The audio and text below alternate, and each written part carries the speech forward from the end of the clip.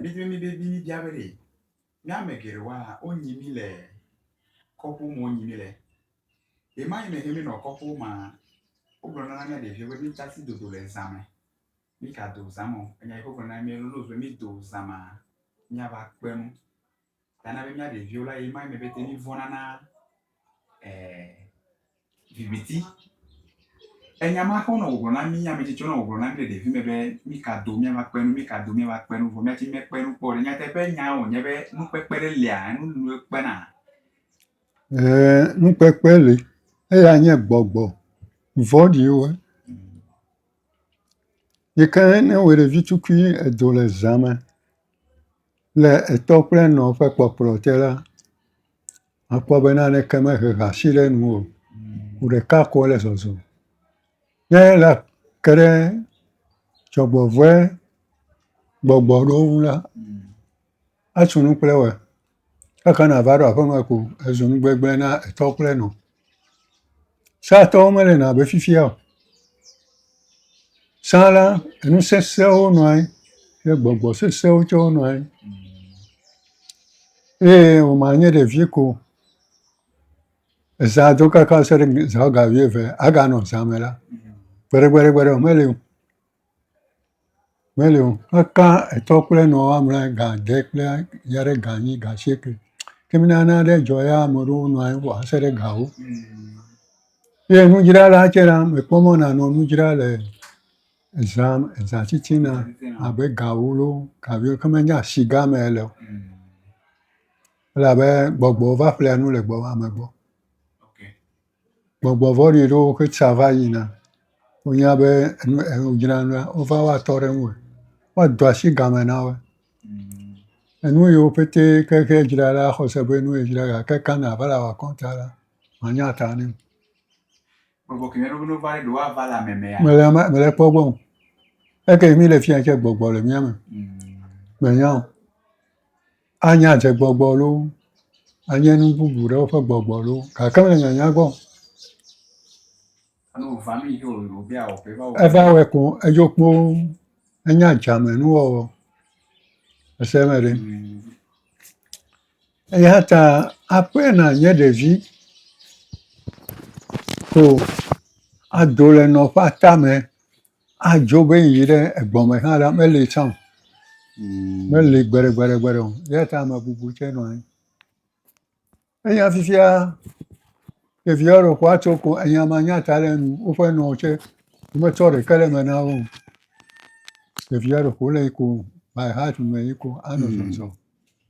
Ke ne wole ado go nanewo la, womenya be yewo kpe nu o. Ɖewo ko agblɔ be wobe nu ƒo ɖevi ɖe. Wobe ame ya dze dɔ fifia vɔ nua yi gbɔ xo tso menye o. Mele nya gbɔ o. Ɖohĩ la aƒeme nusesẽ ɖe le aƒea me tso afi ɖe gbɔ ɖe aƒea me yi ke menya o ɖevia ko dzɔgbewɔ̃e va kli la, wovɔ sigbe kpoa akpɔ be enu lɔe. Ele fu ɖe na wo gbe. Ewoe ava dze fukpe sɔ dze kɔdzi de yi ke mele teƒe o. Ta ne wòzu be ɖevia le zã me ya gbɔgbɔ ɖe va lɔe nenema ya ame geɖewo gblɔna be ŋɔli dɔa. Ɖewo menya ɖe ŋɔlie o. Menya ɖe ye be trɔ o. Ɖohĩ ame ɖe wɔ nane ƒe wode trɔ me lo ya trɔ ma dzo ɖe gbɔ me tete. Meva la na kakla tsɛ afi ɖeke ɖe ko va be yeava wɔ ɖe wova ke ɖe ŋue la ate ƒo ƒãe.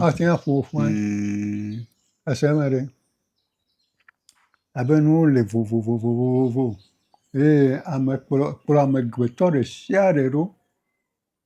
Ya ta wòle be ame sia ame nelé be ne eɖokui kple viawoe.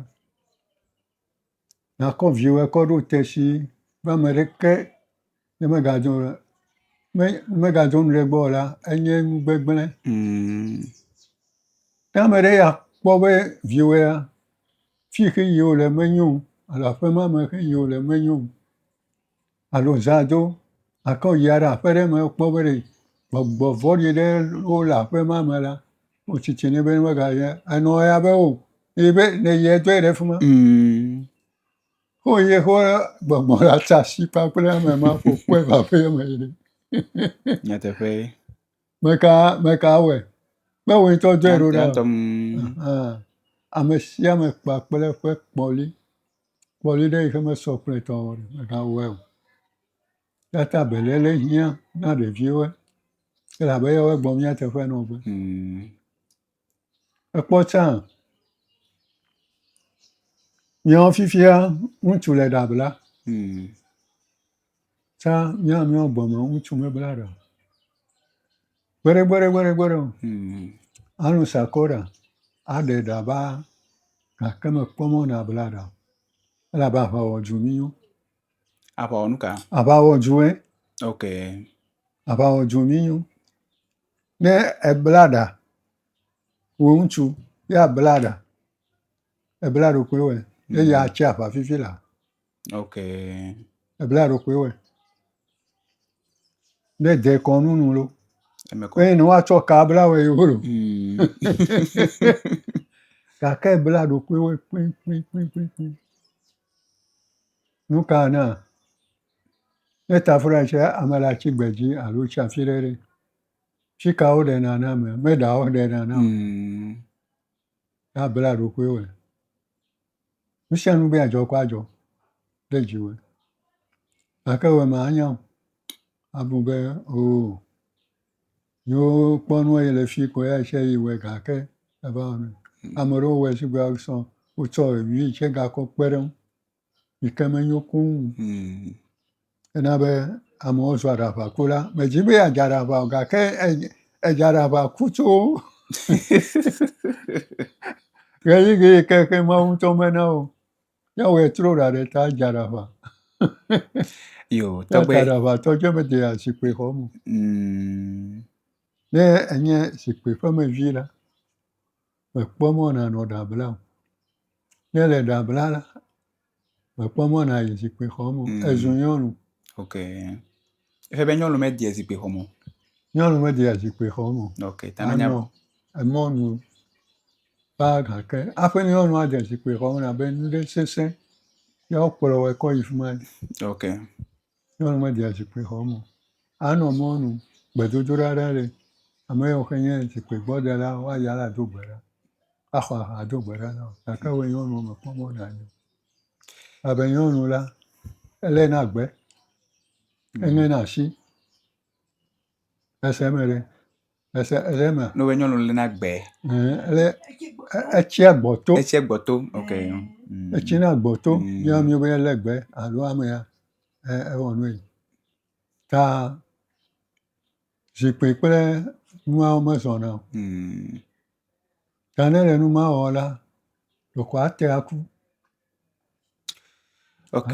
Tɔgbe akpe mi gbogbo trɔ va nukpekpe nya. Tɔgbe ame ɖe kpe nu kpɔa? Ame ɖe kpe nu kpɔa edo ko ya ko be yi kpe nu kpɔa? Leke wokɔ le no be akpe nu leke wokɔ nɔna? Ame sia ame kple eƒe ŋku. Manya be ela kpe nu ko anɔ anyi ko. Ao. Enye eme kpe nu. Ok. Le agblemɔ dzi. Agblemɔ dzi me ŋdɔ me nkeke me ma. Ŋdɔ abe ega 10 kɔ yi ale ŋdɔ me. Eƒe be nye zãme ɖeɖe ko te kpe nu. Ao. Woku kɔ do. Woku kɔ le fi ma tsɔ nɔ emle kple enuwo wɔ detuwo le me. Emi kple nɔ nye mi ya ɖe etetsɔƒe abe ga 9 kple afã ya ɖe ga 10. Mi yina ko la, mekpɔ be ŋutsu ɖe le ekɔto me. Ok. Ekɔto me ɖo. Mekpɔ ŋutsua. Wotsɔ blozi kɔ sa ɖe ekɔme. Kɔ atsi ɖe asi. Atsia wowɔe abe akplɔ nene. Wokɔ tso anyi. Ŋutsua ŋku bia gbagba. Metsɔ rɔba ɖe asi hafi mi ya ɖe agblea. Enɔ nye dze le ŋu. Mekpɔe o. Ya nyi mekpɔe. Ya me be hɛ aƒetɔ. Nu ka wɔ le fia le?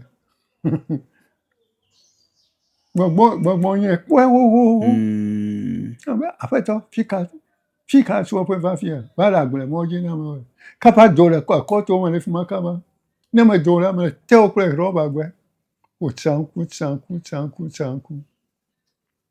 ya tɔdzu ko ya do le kɔme. Womekpɔ be egoe vi ɖe xe nye emɔ goe ɖe. Ekɔe kɔ wɔ abe awusatɔwo ƒe nukpakpla mi ene. Kpɔlɛ ɖe ŋu. Kɔkɔ kpla ɖe kɔtro me. Ne mekplɔe da ɖe ŋgɔgbe. Wòle ŋgɔgbe kaka mi va ɖo aƒea me. Ale be efu nye xe nye sodza ɖe. Ya wòkpɔe ya be sakpate ƒudzoe. Ebe nu ka ye? Sakpate. Vodu sakpate. Wonɔ yɔ be sakpata dzo.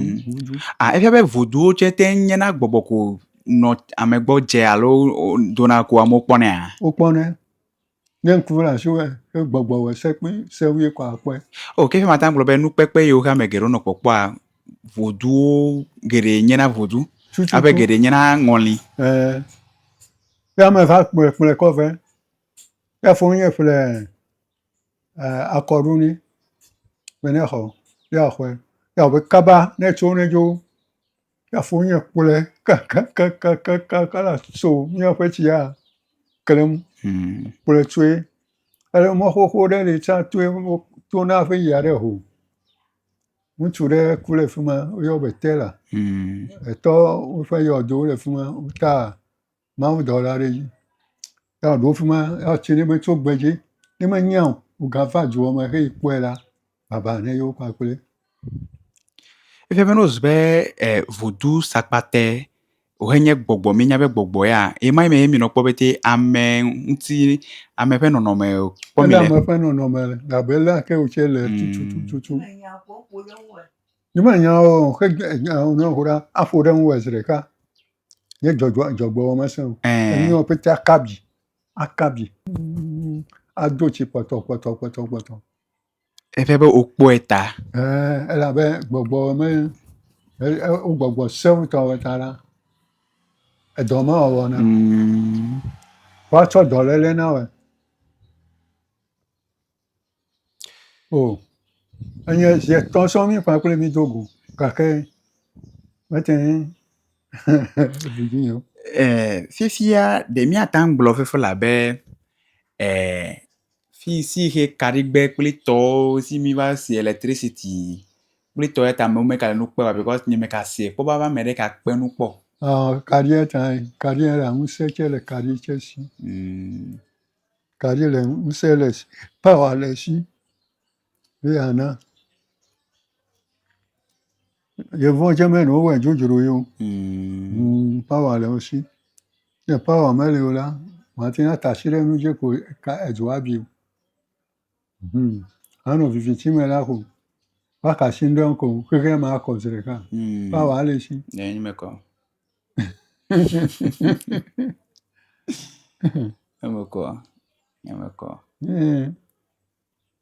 Ta me ka ɖe dzi be ezãnukpekpe eke ŋdɔ me hetsi tɔ eke ekpɔ ye wòkpɔ amea abe wòle ame ƒe nɔnɔme nu.